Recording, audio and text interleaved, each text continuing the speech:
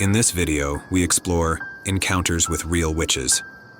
We will hear what happens when witchcraft is no longer just a story.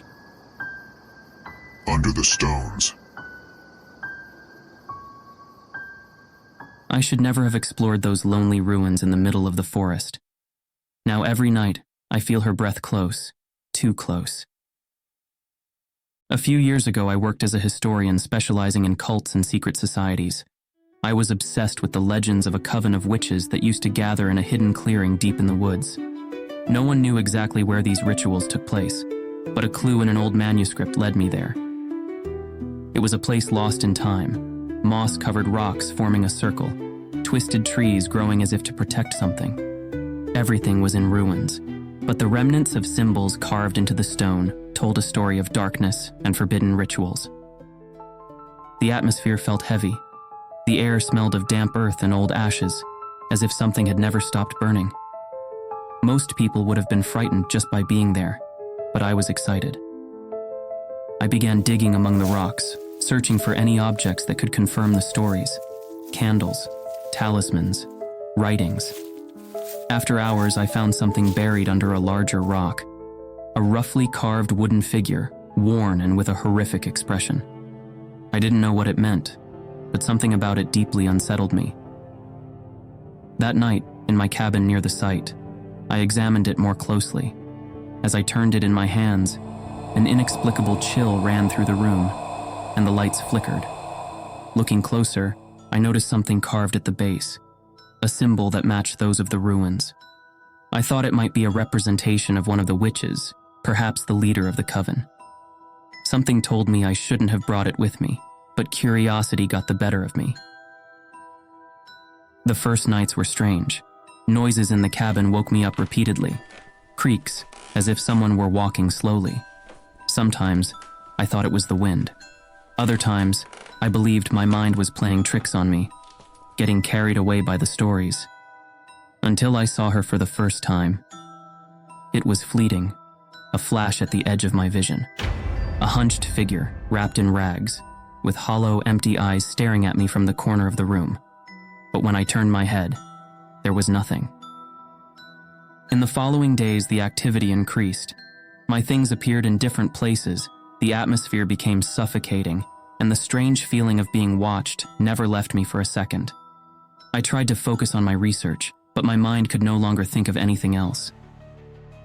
The symbols in the manuscripts seemed to vibrate, and every word I read mixed with whispers in my head, like an unintelligible murmur. One night, while reviewing some notes, the air turned icy. I could see my breath in front of me, and suddenly, a shadow slid across the wall, even though there was no light to cast it. It was her, the hunched figure I saw that first night. This time she moved slowly toward me, her bare feet making no noise as they touched the wooden floor. Her face appeared in the dim light, wrinkled skin, cracks from which whispers of curses seemed to escape, and those empty eyes that pierced my soul. I tried to get up, but I felt as if something invisible was holding me down. The figure came closer, leaning over me, and from her mouth emerged a dry, harsh sound, as if she were hitting me. I heard her whisper my name. I knew it was her, the witch trapped in the wooden idol, released by my carelessness.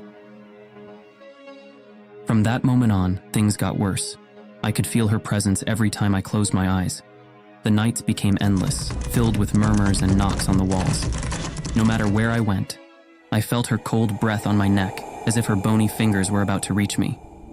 Every time I closed the door to my room, I could hear her slow footsteps following mine.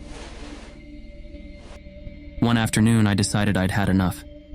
I headed into the woods, trying to escape her shadow by returning the idol I had taken.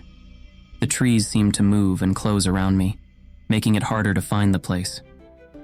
Her harsh laughter echoed in every dark corner of the forest. When I finally arrived, I left the figure exactly where I had found it and returned to my cabin. The next day, I went back home. Although I've tried to forget that place, the feeling that something is following me never went away. Sometimes I feel a chill run down my spine for no apparent reason. And even though I no longer see the witch, I know I released something that should never have been disturbed.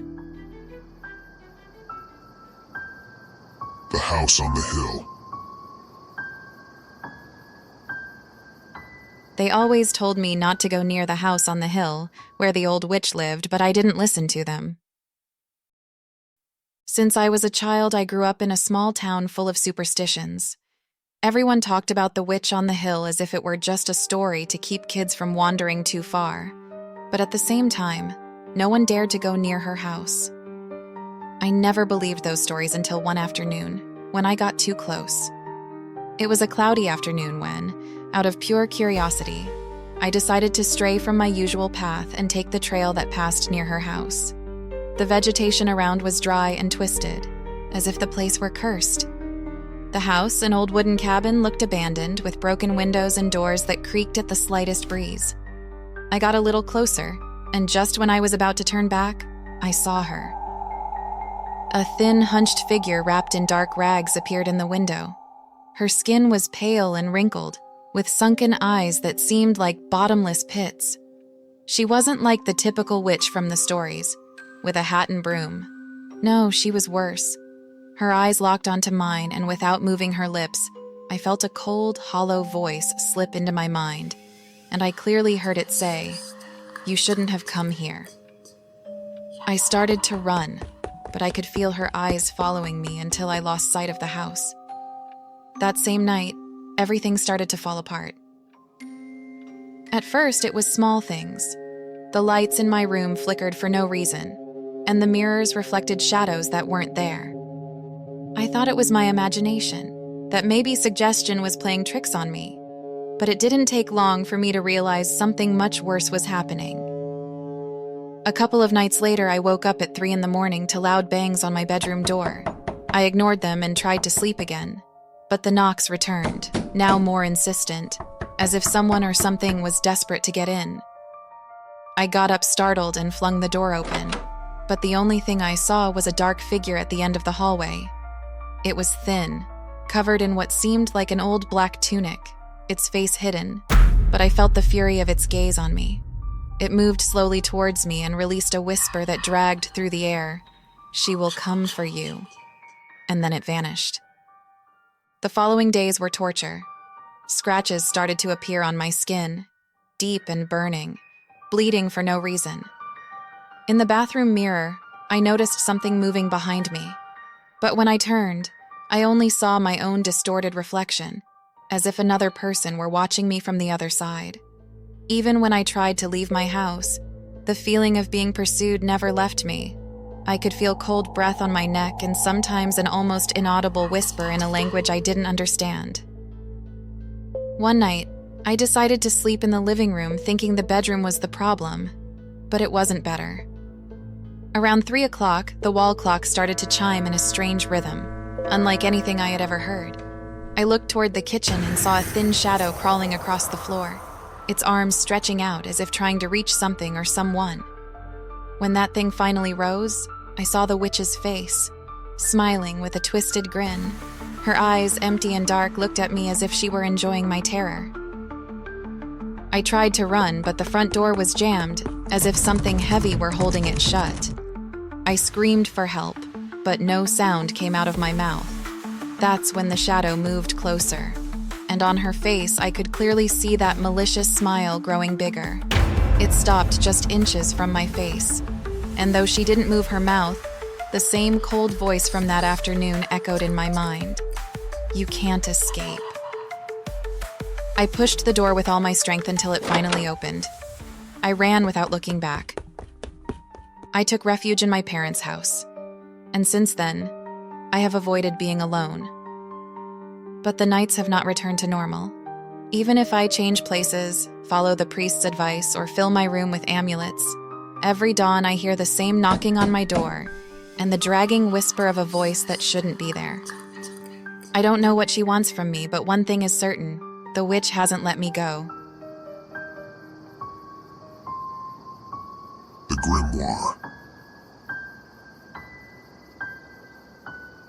I never believed in magic, but when that spectral figure appeared in my room, I knew we had unleashed something.